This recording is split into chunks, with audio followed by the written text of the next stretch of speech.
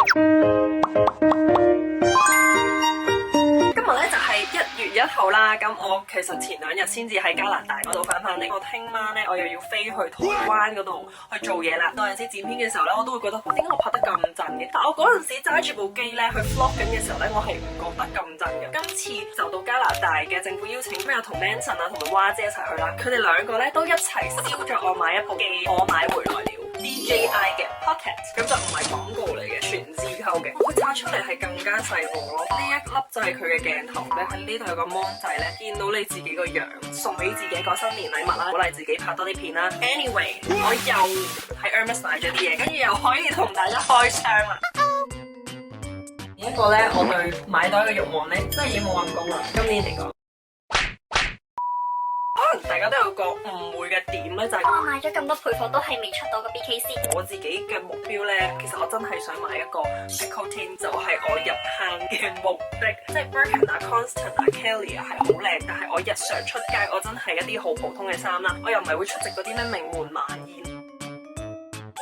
咁但係咧，我又俾我見到我個 friend，佢孭咗個 mini Lindy， 因為我知道我 SA 咧，我一講咗話想要咧，通常好快就會有噶啦，就 cap 咗一幅圖啦，圈低咗楓葉灰啦、黑色、米白色、奶油白、大象灰啦，最想要嘅顏色係呢一個。跟住我就去咗1個月嘅加拿大旅行啦。咁我差不多翻到香港嘅時候咧，佢就問我幾時得閒，跟住我就覺得咦好似有袋，因為其實佢出袋咧係非常之快，我想要乜嘢顏色佢都會俾到我。但係我覺得呢一個顏色真係有少少味，係有嘅，但係唔係話經常會翻到啦。點知佢拎咗個鞋盒咁嘅嘢出嚟，係啊，好驚啊！我好驚啊！唔係我最中意嗰隻色啊嘛！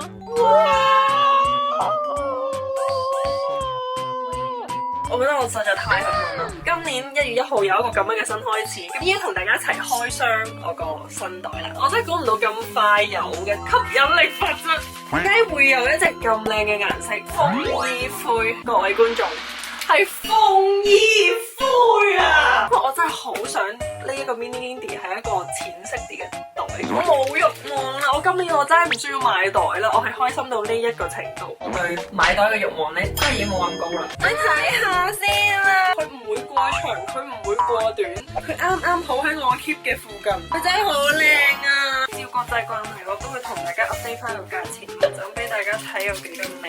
佢呢個價錢係51,800蚊，佢仲要喺 Hermes 今年加價之前收到呢個袋。好啦，咁我而家咧就準備去同朋友食飯啦，然後今晚翻嚟咧就執喼啦，跟住順便食落埋我台灣嘅 vlog。Stay tuned。呢間係喺尖沙咀嘅 Brew House 啦，我都食過呢一間2次嘅。佢 so far 咧啲嘢食都幾好食，但係就真係嘈咗啲咯，所以有少少扣分。第2日咧做完嘢咧，夜晚黑就直接去咗機場啦。實在太肚餓啦，所以要入個 lounge 嗰度食少少嘢。因為台灣咧而家係仲未開放自由行去入境啦，而我係用一個商務簽證去入境嘅，太眼瞓啦，咁我就瞓一瞓先，落機再同大家講。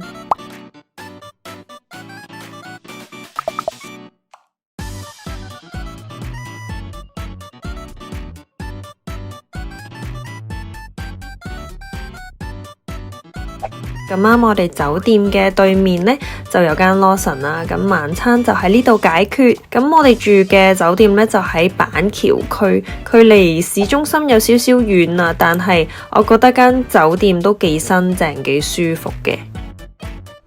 好啦，同大家嚟一個 room tour 先。咁佢呢度呢，係一個廁所嚟嘅，獨立嘅廁所啦。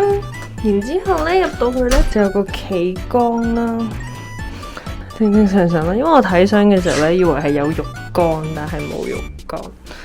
跟住呢個俾你一個換鞋嘅地方，然之後又係一個連身鏡啦。跟住咧呢度就係2張床啦。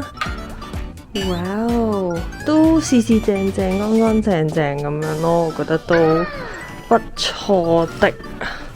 第2日一大早嘅行程呢，就係去參觀 A-Life 嘅研發部啦，同埋佢哋嘅 office。早餐呢，就喺酒店樓下嗰度解決咗先。雖然我內心係好想食台灣嘅嘢食啦，但係呢一個意粉都 OK 喎。我而家已經到咗我哋嘅 A-Life 嘅 office 啦，而家睇到佢哋啲相，陣間就會見到佢哋嘅創辦人。第一次見佢真人，我而家口入邊係食緊啲佢哋嘅新產品。咁但係而家咧，佢哋嘅創辦人就忙緊，咁陣間就可以同佢傾兩句偈咯。呢度咧係成幅牆都係佢啲產品啦，跟住但係有好多都係我冇入到或者係佢未面世嘅，咁我就先 burn 咗佢先啦。好震撼喎！原來有咁多產品，見到咁多瓶瓶罐罐咧，就係佢哋嘅研發部啦，就係有唔同嘅成分啦，就會撈埋一齊咧去研發新嘅產品出嚟嘅。好欣賞佢哋咧，成條 team 都係一啲營養師啦，所以大家真係放心，唔需要擔心有啲乜嘢奇怪嘅成分喺入面。呢一台呢，就係佢哋嘅無菌操作台啦，就係每一次呢，喺呢一度試驗完一啲產品呢，都會喺呢一個位置 check 下佢會唔會有細菌嘅。Hello， 我真係好開心啊，因為終於見到 A-Life 營養堂嘅創辦人啦。佢唔止係一個營養師咁簡單，佢仲係考咗台灣國家級最高考試嘅營養師。阿 Ann， 很開心，大家好。我想問一下，你的品牌的概念會是什麼？其實我們的品牌的概念呢，第一個就是由營養師的專業角度，可以照顧全家人的健康。平常我們可能也會吃一些保健品啊，可是我們不確定我們今天吃的保健品對我們的家人，包括小孩子，這些營養品吃的到底會不會對身體是好的呢？還是吃的反而是不好的？我們用我們營養師的角度來吃這些營養品，可以達到我們一個健康的一個目標。呢個亦都係我最中意 A-Life 嘅一點啦，因為平時食開啲 supplement 我都會好驚有副作用。原來呢個品牌係有營養師嘅身份去做 backup，所以我更加好安心咁樣去食啦。第二個問題就是為什麼你會當營養師？做了多久？哦，這個會泄露年齡啊！你18歲而已嘛。真的好，那我應該做了18年的營養師了。你一出生就做了。就是在學校的時候，當然練的就是營養系。畢業之後呢，當然我們會考營養師。那當然營養師在台灣其實比較沒那麼好考，也是有經過努力的，大概真的快20年了。所以對我們就是在營養的，就是一般的保健食品的觀念或者是說一般的飲食，都已經有很深入的一個了解。那你做這個 A-Life 的品牌的時候，有沒有想過有什麼要求標準？第一個呢，要吃的就是要吃的安心。我們先不講有效，第一個呢，要先講求安心，就是我們今天呢，從世界各國呢去採購這個好的原料，又有專利的原料。可是第一關呢，一定要讓我們這個原料呢是安全的。好，那所謂安全就是說，今天選的這個原料呢，是不是吃了之後呢，是對身體沒有傷害的？所以我們一定會選擇世界大廠有做過一些研究報道，有一些報告來證實說，其實這些原料呢是沒有副作用的。好，那包括呢有一些檢驗報告，好，那我們覺得吃了進去之後是安心的。好，那第二個呢，再來選擇就是說，吃了之後除了不會有副作用之外，第二個當然就是選擇它的機能性的成分，可以讓我們達到什麼樣的一個功效，這是最重要的。好了，謝謝。好，謝謝。跟住呢 A-Life 嘅同事呢，平時同我哋傾開嘅負責人呢，佢就帶咗我哋食台灣菜。咁我未食過台菜，究竟係食啲咩？咁我哋咧就嗌咗3杯雞啦，同埋呢一個係葡蛋。最令我驚喜嘅咧就係呢一個地瓜葉，因為佢冇乜纖維，同埋個味好甜啊。仲有一條清蒸魚。呢個飯後甜品麻薯實在太好食啦，激發咗我要去寧夏夜市繼續掃街嘅心啊！各位觀眾，我已經嚟到呢一個寧夏夜市啦 ，Long time no see， 我好掛住呢度嘅地瓜球、滷肉飯。仲有啲麻薯嗰啲嘢，點解開得咁少咁嘅？同我以前嚟唔同嘅。好中意食呢個㗎。什麼來的？土豆？呢個王子芝士馬鈴薯我真係未食過咯，但係佢有好多分店啦，跟住我同事又熱烈推薦咁樣呢，我點咗一個超爆炸好食咯，佢將個薯仔呢先炸咗啦，咁落咗好多配料，又有西蘭花，又有啲醬啊，又有啲芝士啊、bacon 啊、粟米啊，咩都掉晒落去，總之就係幸福到爆棚嘅一個夜市小食。佢勁多地方都有，寧夏夜市啊、西門町啊嗰啲都見到有幾間噶啦。地瓜球，我中意呢啲壓嘅，一定要揀壓嗰啲。咁多人排隊，OK，我 mark 實呢一間。花生卷冰淇淋呢，佢係一啲花生碎啦，再加埋芋頭雪糕啦。但我強烈唔建議大家加芫茜。我本身係一個極度芫茜愛好者呢，我都覺得有啲怪，因為一咬落去呢，有啲甜啦，但係下一秒有啲青葱味飆出嚟，搞唔掂，搞唔掂。其實真係冇一個朋友話過我細食嘅，因為我真係好大食。嚟到寧夏夜市點少得食呢一個燒仙草呢？但係我真係失憶，因為我唔記得咗平時係嗌開啲乜嘢，我應該係要嗌熱嗰個，我無啦啦嗌咗個凍嘅。跟住呢，再去埋呢一個西門町呢，食呢一個欲罷不能鹹水雞。其實我係未食過呢一間嘅，但我同事超級推介，又真係幾好食喎。但係我就唔小心嗌咗少辣啦，我覺得唔好嗌辣呢，嗰個鹹水味會再出啲，會再好食啲。跟住呢啲同事都搞唔掂啦，但係我自己真係好想再拍多碗鹵肉飯啦。咁我就去咗程美珍啦。但係我明明呢去過咁多次，我都係食天天利，我唔知點解今次會揀咗程美珍咯。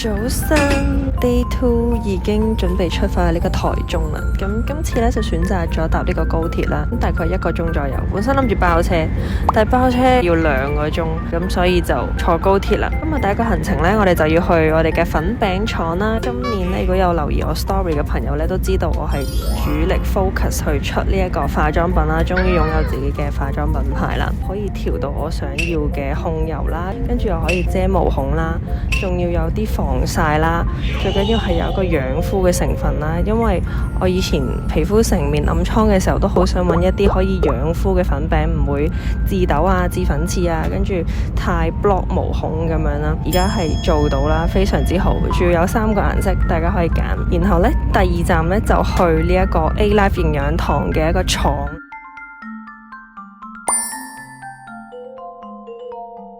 我發覺咧，台中個天氣咧真係非常之好，個天又特別藍啦，又特別好陽光，好舒服啊！哇，咁快就到咗粉餅廠啦！其實出化妝品咧係我做一個 YouTuber 嘅心願嚟嘅，主要都係想帶一啲有機啊、天然又好用嘅化妝品俾大家。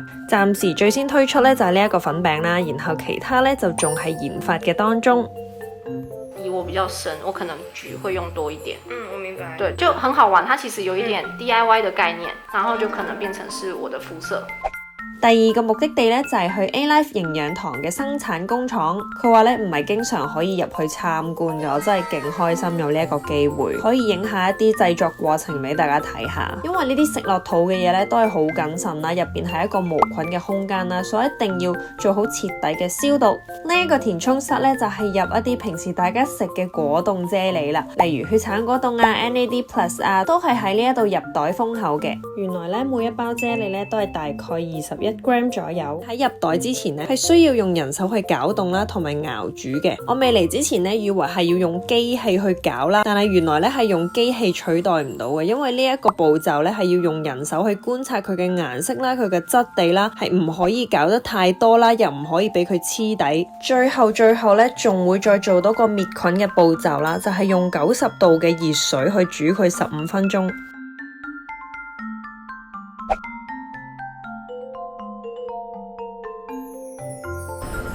做完嘢啦，而家返到嚟呢個高鐵台中站，跟住即日來回，而家要返去台北，跟住呢，我哋就諗住可能今晚返去酒店休息一陣啦，跟住就再去掃夜市，掃街呢仲開心過喺餐廳嗰度食咯，餐廳留返香港食，我哋台灣真係要掃街。原味嘅那個地瓜球我必須要買啊！大家嚟呢個夜市，呢一個係坊間滷肉飯，有個炒蛋啦，同埋排骨湯。終於食到呢一個魷魚仔啊！我哋最出名係蛋黃糊，蛋就放上面，謝謝。最後一站呢，就係睇呢一個豐胸油嘅廠啦，最後嘅樣板已經收到啦，非常之滿意佢嘅質地，我諗大家用完都會覺得好正。今日食呢一個酸菜，呢個日式嘅 omakase 無菜單料理，佢哋叫做。今次呢，因為唔知道啲工作安排到幾多點啦，所以冇特登去 book 一啲 omakase 啦。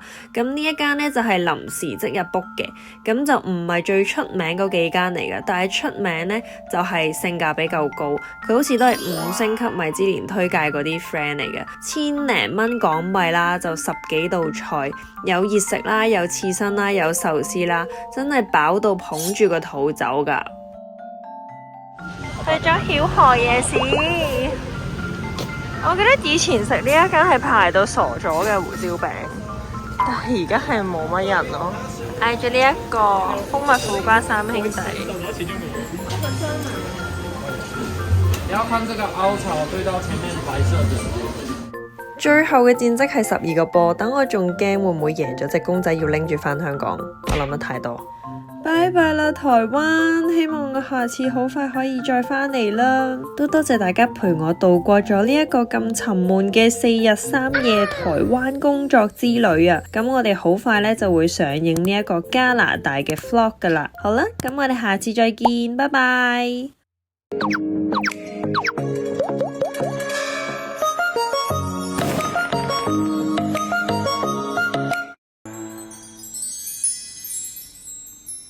超級開心啦！終於嚟到訪問嘅環節啦。咁呢位呢，就係研發部總監，所有嘅產品呢，都係經佢手嘅。佢係多多啦。咁相信有好多嘅香港朋友都會想問佢好多問題啦。例如我都平時收到好多 DM 啊，係咁問我關於啲產品嘅一啲好刁鑽嘅問題。咁我而家一次就問佢啦。比較好奇的是 NAD 跟 NMN 差不多的功效，為什麼你們不用 NMN 出一個活動？NAD 的功用，它是做在抗老，还有全身内脏的这个机能的修复，它是可以在细胞核里面。这个部分呢，是因为我们选用的 NAD 是具有专利的，属于欧洲的原料，它是有特殊的胶囊包覆的一个剂型，所以它的价格可以比 NMN 价格更高。分子的大小，分子大小的话，它是固定的，对。可是人家说 NAD 刺进去不会吸收，它会直接被破坏。但是因为我们特选的专利原料，它把它包起来了，所以吃 NAD 效果其實比 NMN 效果還好。所以這就是為什麼我們選 NAD。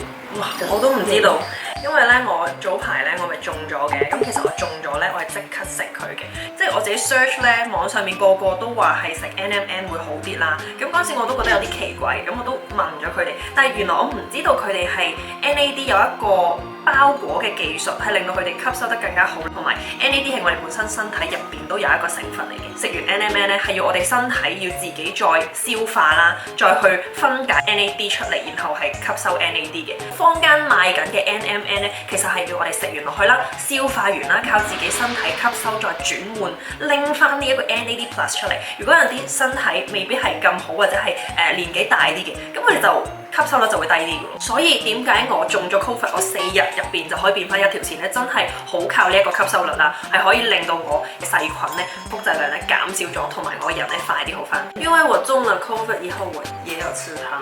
因為 NAD 它是可以修復細胞，所以可以縮短我們的 COVID-19 的發病期。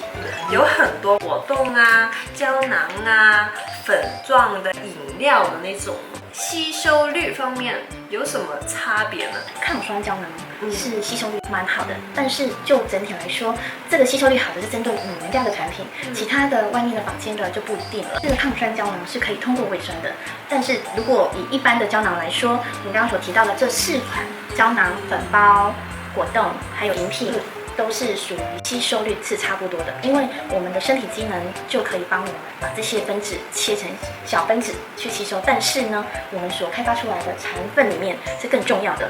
重要的是因為我們特選了許多小生態 little peptide 還有小分子，可以幫助吸收更好。一定要有專利，這是必要。因為其實我本身都知道營養堂 A-Life 佢哋嘅所有產品都係有專利，但係其實唔係間間嘅營養產品咧都係會每一個產品都有拎咗個專利先至再出嘅。因為有陣時我都會睇到可能其他嘅營養產品咧，佢哋會覺得係粉狀直接口服會吸收得好啲啦。咁我哋就唔會有呢一個問題，因為就算有4種唔同嘅狀態咧，但係佢哋吸收率都都係非常之好，因為佢哋嘅分子好細啦，攞晒專利嘅技術啦，同埋佢哋嗰啲成分嘅機能咧都係好好啦，唔會加入其他不必要嘅成分入去啦，所以你係重點吸收緊啦。同埋第二個咧就係好多客人都話我好怕吞膠囊啊叮叮，但係點解我都咁建議你哋都盡量可能分幾次吞又好，因為佢哋嘅膠囊係抗酸嘅膠囊，係有別於坊間嘅唔同嘅膠囊啦，因為可能落到腸胃咧會俾個胃酸去分解咗，咁但係佢哋係抗酸，佢話佢最先吸收喺我哋嘅消化道啊嘛，咁佢就會